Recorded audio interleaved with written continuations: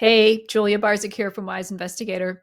Today, I would like to share with you a framework that provides 4 stages that are useful in thinking about how you are progressing in your learning and your success related to research funding.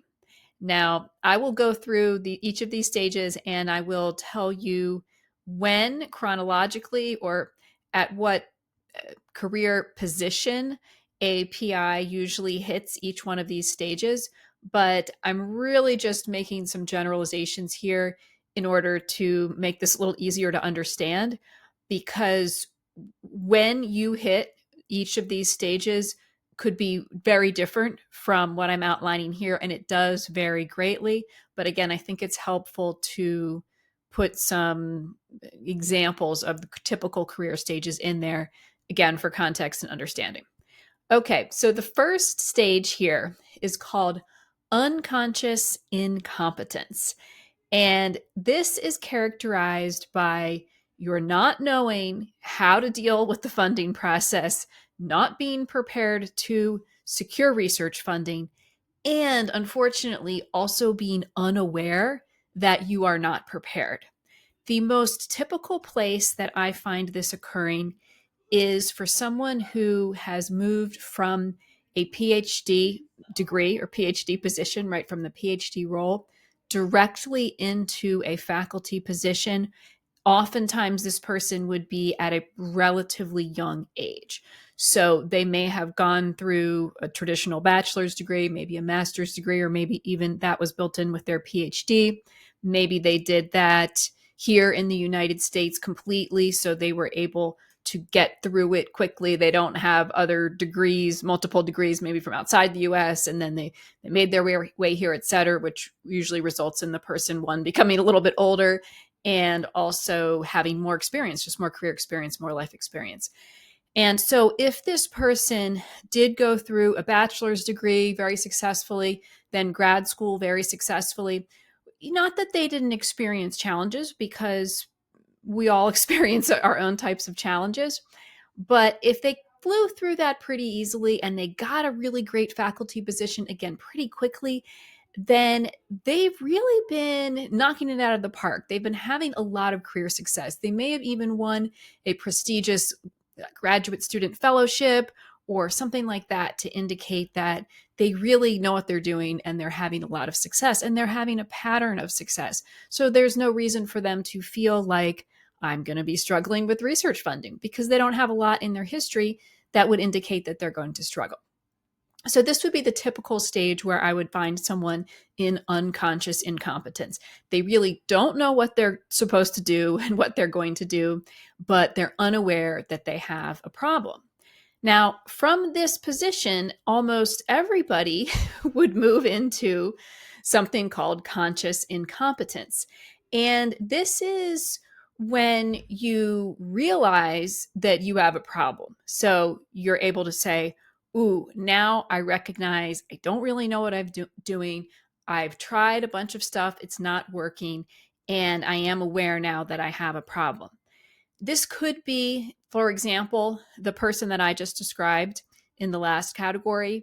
After they've gone through year, 2, 3 years of submitting proposals, not having success, they may then realize, okay, I am not well prepared for this. I don't really know what to do. And therefore, they've moved into the conscious incompetence. Now, there can be people who really come into a faculty position automatically from the outset. They are in this conscious incompetence position, and this very well could be someone who has just more life experience. Maybe they have multiple degrees. Maybe they got some degrees outside the US. They came here and they got more degrees. Maybe they did a postdoc, multiple postdocs, a visiting assistant professor position, different kinds of academic roles or industry roles, and then they landed in the faculty position, and they know enough about the challenges out there. They've seen other people struggle. They may have started to apply for some funding or writing some proposals themselves. And so they come into the position knowing that they would benefit from help, because they have, there's areas where they realize they don't know what to do, or they don't know the best way to go about it. So it's all very important to say that when I say incompetence, that's not any kind of judgment on the person. It just means that they don't know what to do. So if we've all been there, and we're all incompetent in many different areas that perhaps we just don't engage with, right? Okay, so this next step is really a huge one, a really important one. And that one is conscious competence. So in this stage, the person is having success. They have become competent. They have figured out how to get where they need to go. They're getting funded and things are looking much brighter. Now, at this stage, though, they've had to go through a process. Hopefully, it wasn't only trial and error. It was probably some trial and error. It was perhaps other training and experience to get them to the point where they're conscious and they're competent. So they know what they need to do. And when they go about the different tasks, they are going about them deliberately. When they draft an email to a program manager or another type of funder, they will say, "Ooh, this is the approach that I'm going to use. I'm going to follow this framework. I'm going to follow these instructions. I'm going to map out this timeline." I'm mapping out a deliberate strategy. And they are taking a very intentional approach, but they know what to do. So it's working. And this is a wonderful place to arrive at. And this is where we help clients get. Beyond this, you move into unconscious competence. And this is someone who's really mastered something. So they are competent, they are having success, but they've been having success for long enough that they don't really need to think about what they're doing anymore. It's just like a skill that is very honed, and just like many procedures that you perform in the lab or everyday tasks that you undertake, you don't have to think about how to do that. For example, if you are going to write an email to a funder, you're just going to get that email up on the screen, and you're just going to type it, and it's going to be great. And you're not saying, "Ooh, I need to make sure I follow this framework," or "I need to make sure I say this and I don't say that." It's just coming out naturally, and you are having success to the point that you're not really even thinking about what you're doing. Just think of an athlete or or a figure skater or something like that, who just does these amazing moves, and you know that they've just done it so many times that it's just happening, right? But it's not like it didn't take a lot of work to get there. So what does this all mean in terms of the support that you might want to get as you go through these different stages? So the first stage being unconscious incompetence, at this stage, you probably don't feel like you need help because you have had a lot of success in your career already. So it's just not on your radar to think, I'm going to plan to struggle with something. So here, if you find yourself perhaps in this position, then it might be worth reframing how you think about getting help or getting support, and realize that, again, it's not a judgment to say that you're incompetent or you don't know how to do something. It's just a fact that you don't have that experience yet. So you could perhaps reframe, "Oh, maybe I should take a proactive approach in getting help." And we love to work with clients at this stage. Many clients come to us once they're in the conscious incompetence stage. There they realize that they are having problems, and they say, "Oh, okay, I've got to really kind of pull back, take a bird's eye view, look at everything that's going on here, bring in some people to help us," and they can take care of the problem that way. But if you're still finding yourself in that unconscious incompetence stage, then you may want to, again, reframe and realize that if you do decide to get some support or help, it's not because there's anything wrong with your approach or what you've achieved so far, or your abilities or your potential or anything like that, but it's rather that you're just going into something that's really challenging and that you generally have not been prepared for. So if you're in unconscious incompetence, try to recognize that and realize as soon as you can when you start to struggle, or to be proactive and say, "You know what? Everyone's going to struggle with funding a bit, but I really could make that struggle a lot less by getting help sooner rather than later and moving into those competent categories." Okay, so again, the conscious incompetence here, this is where we work with lots of people who they've done a lot of proposal submissions and it hasn't gone well and they realize that they need help. So it's a no-brainer.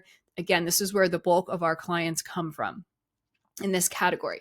Now, then from conscious competence, this is, of course, a wonderful place to be.